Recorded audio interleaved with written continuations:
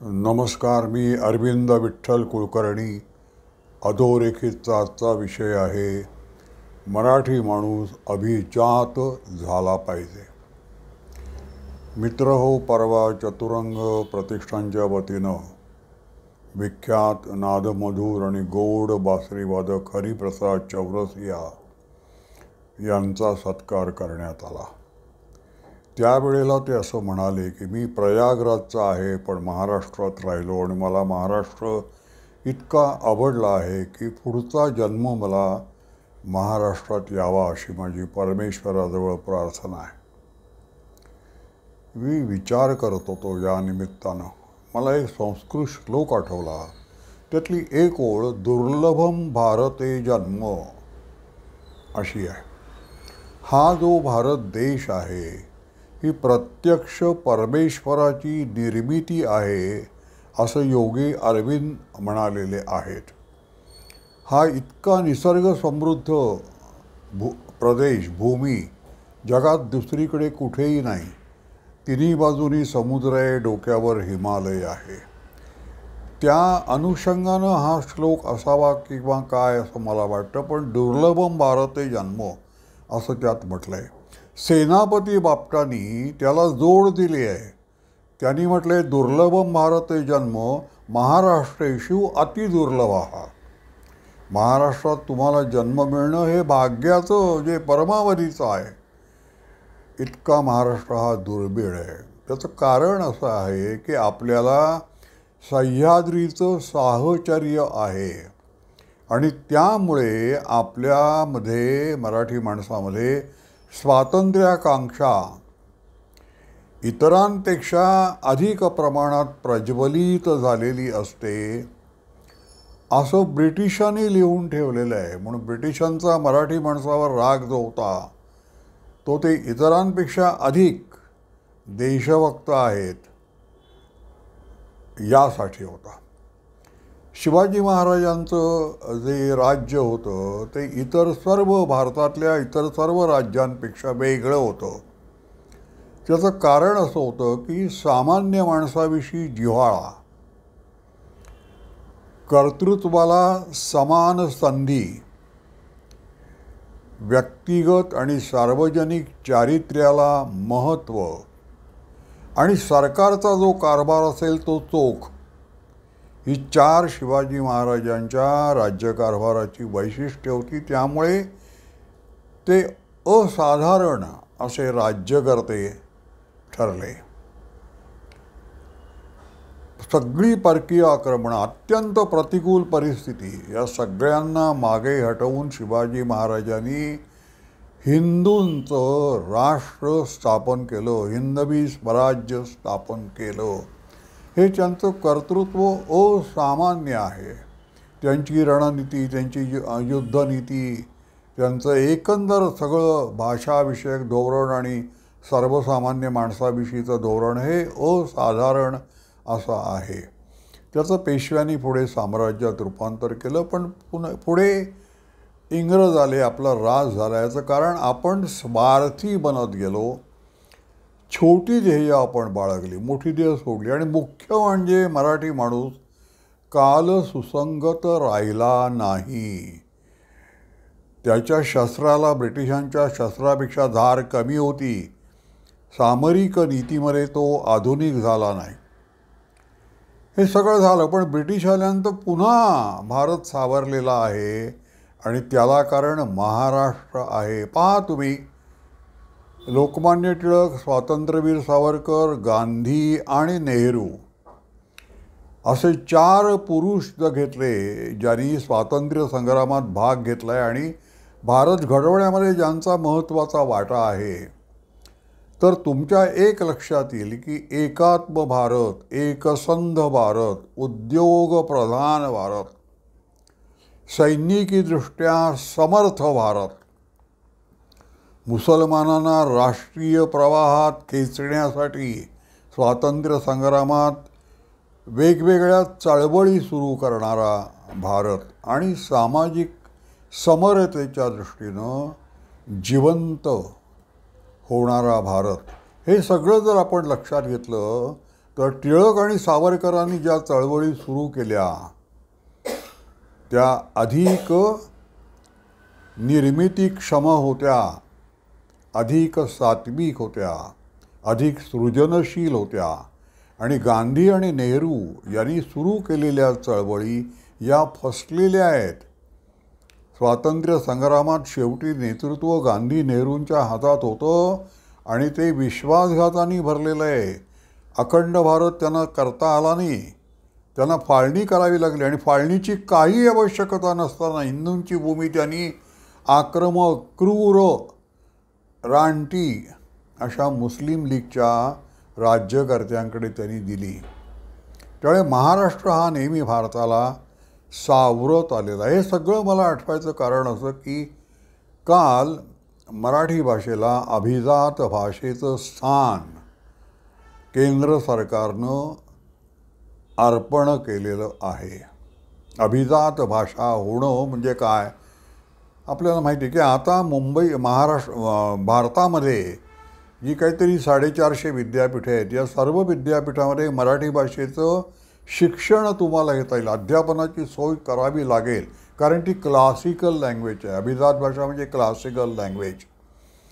परदेशातून लोक येऊ शकतात या भाषेचा अभ्यास करण्यासाठी. त्यामुळे जागतिक स्तरावर मराठी विषयीचा दृष्टिकोन आता बदललेला आहे. शिक्षणामध्ये मराठी ही भाषा ही कुठं जाणार आहे. हे सगळं ठीक आहे. मराठी भाषा खरोखर अभिजात आहे का मराठी माणसाला ते माहिती पाहिजे. मी तुम्हाला अगदी खोलात त्याचं जे शास्त्रीय परिमाण आहे त्याच्यात मी शिरत नाही. मी सामान्य माणसाला समजेल अशा भाषेत सांगतो की आपल्या हिंदूंचं जीवनविषयक तत्त्वज्ञान जे आहे ते गीतेमध्ये आहे, भगवद्गीतेमध्ये श्रीकृष्णानं सांगितलेल्या. या भगवद्गीतेवरचं भाष्य संबंध भारतातल्या ज्या सगळ्या भाषा आहेत त्यामध्ये विस्तृत असं समर्पक असं भाष्य ज्ञानेश्वरीमध्ये आहे. पहिल्यांदा गीतेवर भाष्य ज्ञानेश्वरीत मराठी भाषेत झालं ते ज्ञानेश्वरांनी मराठी भाषेत केलेलं आहे. त्यानंतर एका बंगाली लेखकाचं त्याचं नाव मला आठवत नाही पण त्याचा लेख मी वाचलेला आहे. त्यांनी म्हटलं की महाराष्ट्र आणि बंगालमध्ये फरक काय आहे तर आम्ही फार तर गीतांजली लिहू शकतो आणि नोबेल पारितोषिक मिळवू शकतो, पण गीतेमध्ये काय म्हटलं आहे हे अगदी समर्पकपणे नेमकेपणानं सांगायचं झालं तर त्यासाठी गीता रहस्य लिहावं लागतं आणि ते काम केवळ लोकमान्य टिळकच करू जाणेत इतका महाराष्ट्र आणि बंगालमध्ये फरक आहे. मराठी भाषा ही समर्थ पाहिजे आणि ती स्वतंत्र पाहिजे, ती संस्कृतनिष्ठ पाहिजे हा शिवाजी महाराजांचा आग्रह होता. शिवाजी महाराजांनी राज्य व्यवहार कोश निर्माण केला आणि असं म्हटलं जातं की शिवाजी महाराजांच्या काळामध्ये जो सरकारी कारभार चालत असे त्याच्या भाषेत 85% शब्द फारशी होते आणि 15% शब्द मराठी होते. शिवाजी महाराजांनी भाषा शुद्धीचं धोरण राबवलं आणि देशी भाषांना महत्त्व द्यायचं असं ठरवलं, देशी शब्दांना. त्याचा परिणाम असा झाला की शाहू महाराजांच्या काळामध्ये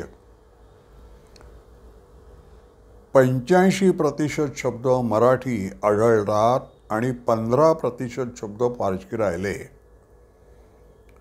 मग पुढे इंग्रजांचं राज्य सुरू झालं आणि पुन्हा मराठी भाषा भ्रष्ट होते की काय असं वाटलं. त्याला सावरकरांनी भाषाशुद्धीचं धोरण अवलंबिलं आणि तुमच्या लक्षात येईल की सावरकरांनी भाषाशुद्धीचं धोरण घेण्यापूर्वीचं मराठी आणि नंतरची मराठी याच्यामध्ये आकाश पाताळा इतका अंतर आहे. सावरकरांनी प्रचंड नवीन शब्द निर्माण केलेले आहेत. विधिमंडळ असो, दिनांक असो, महापौर असो, कितीतरी हे सगळे सावरकरांच्या टांगसाळीतून बाहेर पडलेले शब्द आहेत. त्यामुळे मराठी माणूस हा आणि बहुतेक स्वतंत्र भारताने भाषाशुद्धीविषयक जे धोरण स्वीकारलेलं आहे ते सावरकरांनी सांगितलेल्या अनेक सूत्रातून उचललेलं आहे. सावरकरांचं भाषाशुद्धी एक पुस्तक आहे. आता आपण काय करायला पाहिजे. अभिजात भाषेचा दर्जा मिळाला त्याच्यावरनं आपण संतुष्ट व्हायला पाहिजे का. मला तसं वाटत नाही. मला असं वाटतं की आपली मुख्य मागणी काय आहे भाषा हे एक अंग आहे. आपल्याला समग्र जीवन, संपूर्ण जीवन, समर्पक जीवन याचा आपण विचार करायला पाहिजे.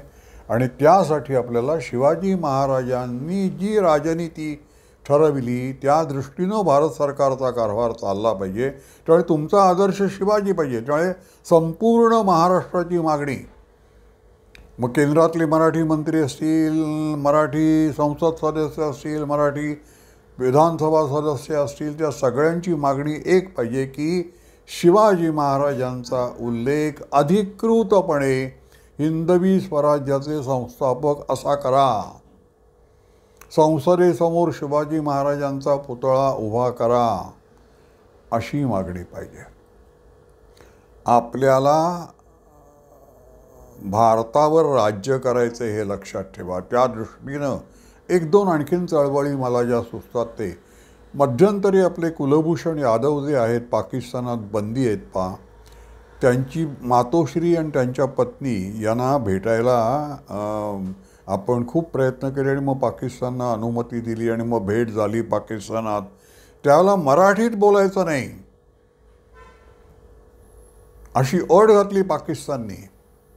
याचा निषेध म्हणून मराठी ही एकेकाळी भारतातल्या राज्यकर्त्यांची भाषा होती हे महत्त्व ठसवण्यासाठी वर्षातून एक दिवस मराठी भाषा दिन असा पाळला जावा, अशी मागणी मराठी संसद सदस्यांनी करायला हवी असं मला वाटतं. वर्षातून एक दिवस, कारण आपण संपूर्ण भारतावर राज्य केलं आहे. बडोद्या आणि आपण मराठी कोणावरही लादली नाही. बडोद्यामध्ये मराठीप्रमाणे गुजरातीलाही तेवढंच महत्त्व आहे. आपण जिथे जिथे गेलो तिथे स्थानिक भाषांना अधिक महत्त्व दिलं आहे. मराठी राज्य तिथे असून सुद्धा ग्वाल्हेरमध्ये, मध्य प्रदेशात, अनेक ठिकाणी. आपण आता मुंबई, पुणे आणि मोठ्या नगरात राहणारे लोक यांनी लक्षात घेतलं पाहिजे. आत्ता आपल्याला घाणेरडी सवय काय आहे, आपण घरी जेमते मराठी बोलतो, पण रस्त्यावर उतरल्यानंतर आपल्याला असं वाटतं हा रिक्षावाला, हा भाजीवाला, याला मराठी येत नाही, आपण त्याच्याशी हिंदीत बोलतो. त्यामुळे तो मराठी कधीच शिकणार नाही आणि मग तो मराठी बोलत नाही, आपल्याला राग येतो. अरे पण तू मराठी त्याच्याशी बोलला नाहीस तर त्याला मराठी कसं कळेल? त्यामुळे रस्त्यावर उतरल्यानंतर किमान पहिलं वाक्य तरी आपण मराठी बोलूया असं आपण ठरवलं पाहिजे. आपल्या घरावरची पाटी, आपल्या दुकानाची पाटी असू द्या मराठी, पण घरावरची पाहिजे मराठी.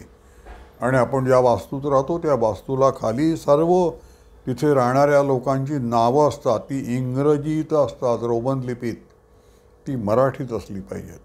आपण एकच ठरवलं पाहिजे, मनामध्ये ध्येय, नवरात्र आहे,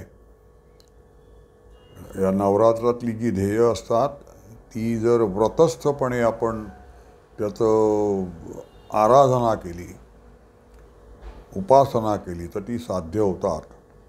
आपल्याला भारतावर राज्य करायचं आहे, मराठी माणसाला भारतावर राज्य करायचं आहे. त्यासाठी त्यांनी दोनच गोष्टी केल्या पाहिजेत. अद्यतनं विचारानं, कृतीनं अद्यतनं झालं पाहिजे आणि ते करताना मराठी पण त्यांनी सोडता कामा नये. आता मराठी माणूस पूर्वी कसा होता, एक छोटीशी गोष्ट सांगतो आणि थांबतो. आज केशवराव भोसले, संगीत सूर्य केशवराव भोसले यांची पुण्यतिथी आहे. ललित कला दर्शचे संस्थापक, अत्यंत पहाडी आवाज.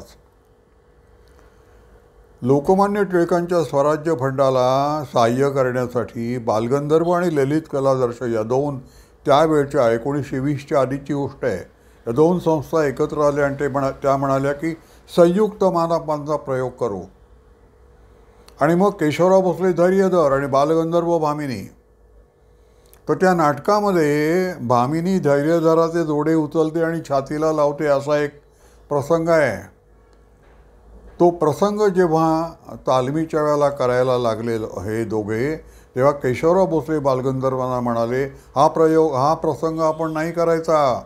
नारायणराव, तुम्ही माझे जोडे उचलायचे नाही, तुम्ही माझ्यापेक्षा मोठे आहात. आता दोन ह्या प्रतिस्पर्धी नाटक कंपन्या होत्या, ललित कलादर्श आणि बालगंधर्व.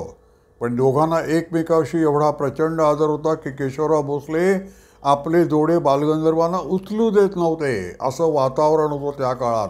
मग बालगंधर्वांनी त्यांची समजूत काढली, हे नाटक आहे वगैरे वगैरे, इथे काही प्रत्यक्ष तसं नाही आहे, ते हा तसं नका करू, हा प्रसंग होऊन जाऊ दे वगैरे.